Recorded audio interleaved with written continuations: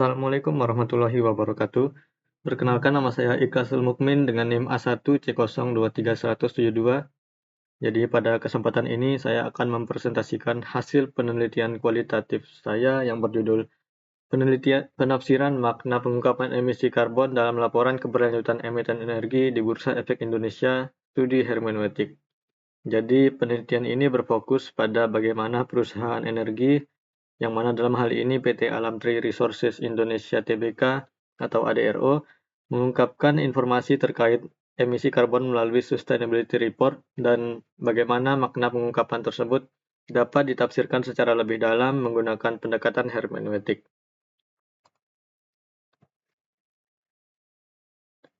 Penelitian ini menggunakan pendekatan hermeneutik untuk membaca dan menafsirkan isi Sustainability Report ADRO tahun 2024, khususnya bagian yang berkaitan dengan emisi gas rumah kaca, teknologi pengendalian emisi, target net zero, dan berbagai strategi pelaporan lain. Pendekatan hermeneutik memungkinkan saya untuk memahami teks secara bertahap, mulai dari makna literal atau apa yang tertulis secara langsung, kemudian makna kontekstual yang terkait dengan industri atau kebijakan, hingga interpretasi hermeneutik yang menggali makna yang lebih mendalam. Hasil penelitian menunjukkan bahwa pengungkapan emisi karbon tidak hanya menyampaikan angka atau data, tetapi juga membentuk pola narasi tertentu. Di antaranya adalah bagaimana perusahaan menormalisasi kenaikan emisi, membangun legitimasi melalui bahasa teknis dan standar internasional, menunda tanggung jawab melalui target jangka panjang, serta memilih metrik tertentu yang memberikan citra positif. Jadi studi ini memberikan pemahaman bagaimana perusahaan batubara membikai kinerja lingkungannya melalui teks.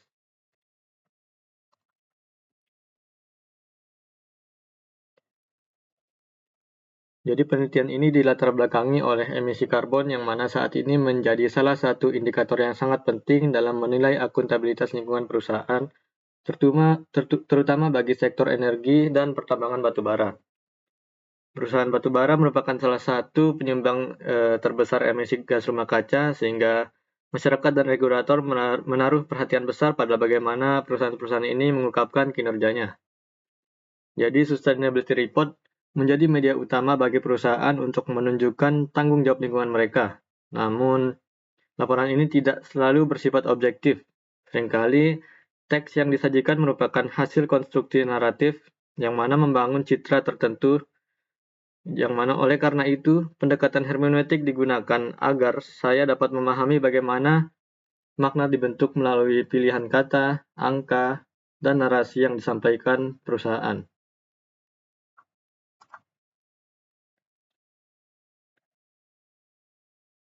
Rumusan masalah dalam penelitian ini adalah bagaimana makna pengungkapan emisi karbon ditafsirkan dalam Sustainability Report PT Alam Tree Resources Indonesia Tbk tahun 2024.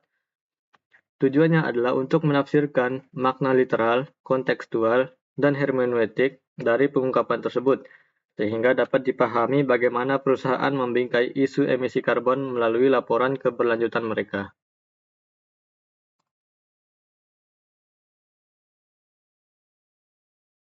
Adapun metode penelitian ini menggunakan pendekatan kualitatif hermeneutik yang berlandaskan pada pemikiran Gadamer dan Ricoeur. Kemudian data yang digunakan adalah Sustainability Report ADRO tahun 2024, khususnya pada bagian emisi GRK, Net Zero Emission atau NZE, penggunaan energi, serta teknologi pengendalian emisi.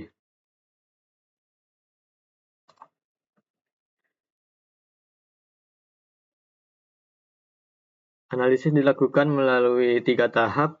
Pertama, makna literal, yaitu membaca teks sebagaimana adanya. Kedua, makna kontekstual, yang menghubungkan isi teks dengan konteks industri batubara, regulasi lingkungan, dan strategi perusahaan.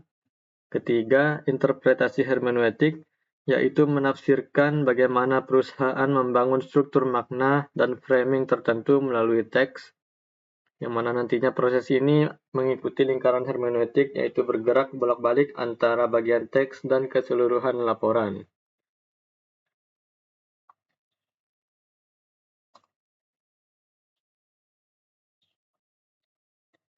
Pada bagian ini, saya menyusun kertas kerja hermeneutik yang memuat kutipan-kutipan langsung dari Sustainability Report beserta analisisnya. Misalnya, pada bagian tersebut, ketika perusahaan menyatakan bahwa emisi mereka meningkat lebih dari 8% dan hal itu disebabkan oleh peningkatan produksi, secara literal, pernyataan ini benar. Namun, secara kontekstual, alasan ini merupakan alasan umum di industri batubara, dan secara hermeneutik, kalimat tersebut berfungsi untuk menormalkan kenaikan emisi agar pembaca melihatnya sebagai hal yang wajar. Contoh lain adalah penyebutan penggunaan teknologi seperti electrostatic precipitator. Ini memberi kesan bahwa perusahaan menggunakan alat canggih untuk mengendalikan emisi. Namun dalam analisis hermeneutik, teknologi ini sebenarnya hanya mengurangi partikulat, bukan karbon dioksida yang merupakan gas rumah kaca utama. Dengan demikian, perusahaan memilih menonjolkan sesuatu yang terlihat teknis dan positif meskipun tidak menyasar akar permasalahannya. Begitu juga dengan komitmen net zero emission tahun 2060 dan metrik seperti intensitas emisi. Semua ini merupakan bagian dari framing perusahaan untuk membangun citra bahwa mereka bertanggung jawab terhadap lingkungan.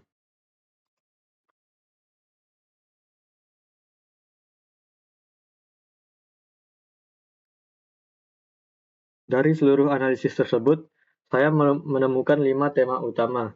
Tema pertama adalah menormalisasi kenaikan emisi, di mana perusahaan membingkai kenaikan emisi sebagai konsekuensi produksi yang meningkat. Tema kedua adalah legitimasi melalui teknologi dan kepatuhan, di mana perusahaan menonjolkan standar internasional dan teknologi tertentu untuk memperkuat citra profesional. Tema ketiga adalah penundaan tanggung jawab melalui target jangka panjang seperti Net Zero Emission 2060.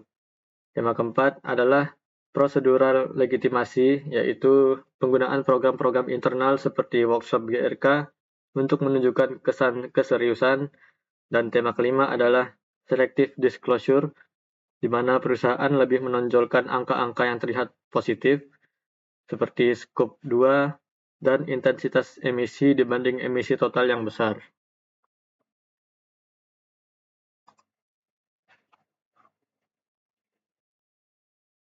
Dari temuan-temuan tersebut, dapat dipahami bahwa pengungkapan emisi karbon tidak hanya menyampaikan data, tetapi juga membentuk narasi yang mendukung kepentingan perusahaan. Perusahaan membangun legitimasi melalui bahasa teknis, standar internasional seperti IPCC, serta metrik tertentu yang tampak menguntungkan. Selain itu, komitmen jangka panjang digunakan sebagai strategi untuk memberikan kesan progresif walaupun tidak disertai perubahan signifikan pada tingkat emisi saat ini.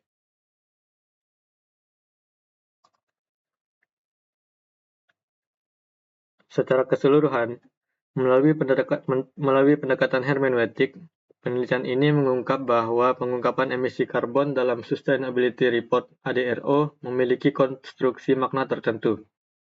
Kenaikan emisi dinormalisasi, teknologi, dan regulasi digunakan sebagai perangkat legitimasi, dan komitmen jangka panjang dijadikan alat wacana untuk membentuk citra keberlanjutan.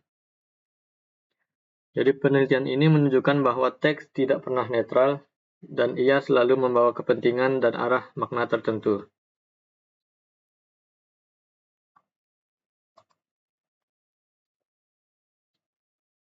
Demikian presentasi saya mengenai penelitian hermeneutik ini. Semoga penjelasan tadi dapat memberikan gambaran mengenai bagaimana makna dalam laporan keberlanjutan dapat ditafsirkan secara lebih mendalam. Terima kasih. Wassalamualaikum warahmatullahi wabarakatuh.